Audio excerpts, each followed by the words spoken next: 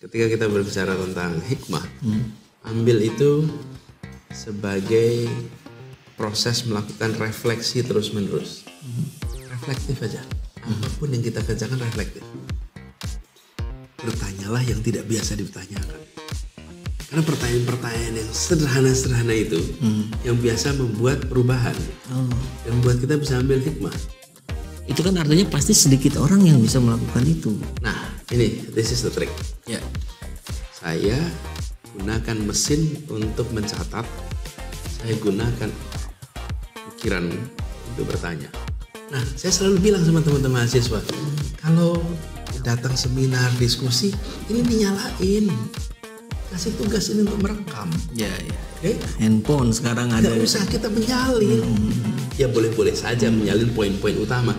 Tapi kertas itu dipakai untuk menuliskan pikiran, menuliskan pertanyaan, sehingga ketika selesai Anda sudah punya daftar pertanyaan.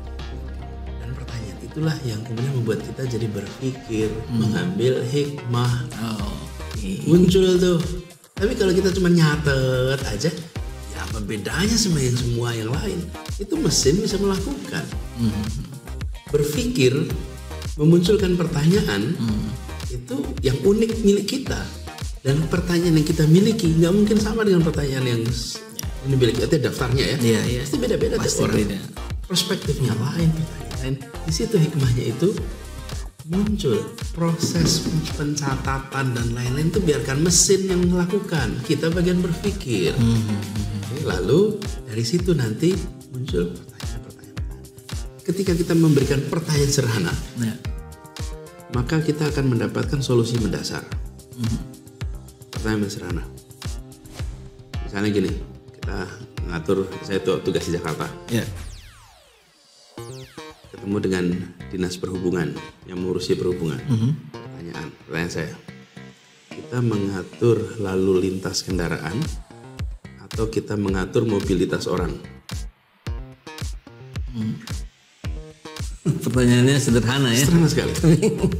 Mobilitas kita orang. mengatur lalu lintas kendaraan atau kita mengatur mobilitas orang? Mestinya mobilitas. Kalau mobilitas orang berarti ada mobilitas tanpa kendaraan, bukan? Jalan kaki. Ya.